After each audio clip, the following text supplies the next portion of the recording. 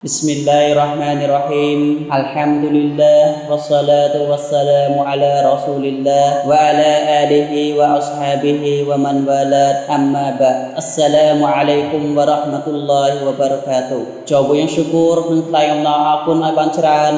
ទៅចំពោះ Allah Subhanahu wa Ta'ala ដែលឲ្យយើងបានទាន់រ៉ាម៉ាឌននៅឆ្នាំនេះ Alhamdulillah ថ្ងៃនេះគឺយើងបានទាន់រ៉ាម៉ាឌនឆ្នាំ2025ហើយថ្ងៃនេះដែរខ្ញុំសូមលើកយកចំណុចមួយដែលតាក់ទងនឹងខែរ៉ាម៉ាឌនមកចែកជូនដល់បងប្អូនទាំងអស់គ្នាចំណុចនោះគឺតើអ្នកណាខ្លះមានកាតព្វកិច្ចបួសរ៉ាម៉ាឌនបួសរ៉ាម៉ាឌនគឺជាកាតព្វកិច្ចលើបុគ្គលដែលមានលក្ខណៈដូចខាងក្រោមទី1គឺអ្នកកាន់សាសនាអ៊ីស្លាមការបួសគឺមិនមែនជាកាតព្វកិច្ចលើការពិតឡើយហើយក៏មិនចាត់ទុកថាបានការដែរព្រោះការបួសគឺជាអ៊ីបាដាតហើយអ៊ីបាដាតមិនចាត់ទុកថាបានការឡើយពីអ្នកកាហ្វៀរតែប្រសិនបើពួកគេចូលអ៊ីស្លាមមិនទាមទារឲ្យគេសងនៅអ្វីដែលគេមិនទាន់បំពេញឡើយទី2គឺអ្នកដែលគ្រប់អាយុការបួសគឺមិនមែនជាកាតព្វកិច្ចលើកូនក្មេង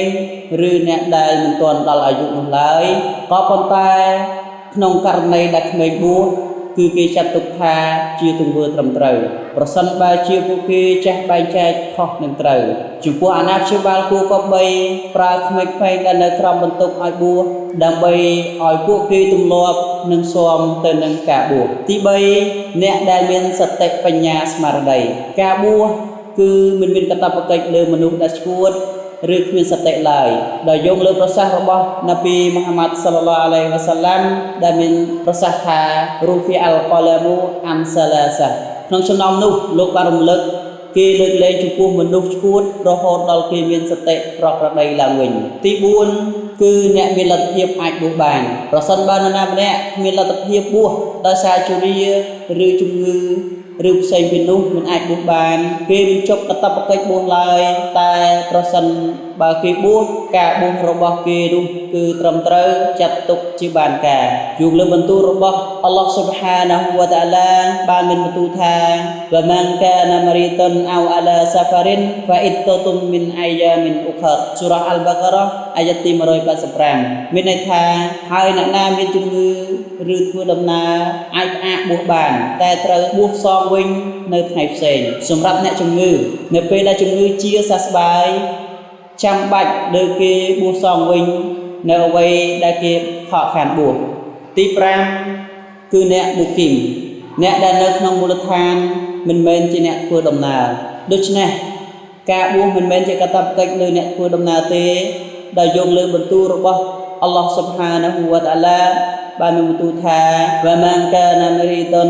អោអាឡាសាហ្វារិនហ្វាអ៊ីតតុមមីនអាយ៉ាមីនអ៊ុខរសូរ៉ាអល់បាការ៉ាអាយ៉ាទី185មានន័យថា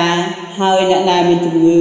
ឬធ្វើដំណើរអាចផ្អាកបួសបានតែត្រូវបួសសងវិញនៅថ្ងៃផ្សេងតែប្រសិនបើអ្នកធ្វើដំណើរគាត់បួសការបួសរបស់គាត់គឺត្រឹមត្រូវហើយចាំបាច់លើពួកគាត់ត្រូវបួសសង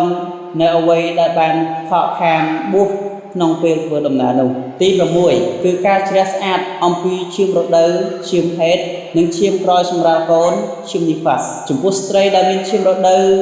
ឬឈាមក្រោយសម្រាលកូនមិនមានកាតព្វកិច្ចត្រូវបួសនោះទេប៉ុន្តែប៉ុណ្ណោះការបួសត្រូវបានហាមឃាត់សម្រាប់ពួកគេដោយយកលើប្រសាសន៍របស់នប៊ីមូហាម៉ាត់សល្លឡោះអាឡៃហ៊ីវ៉ាសល្លាមបានមានប្រសាសន៍ថា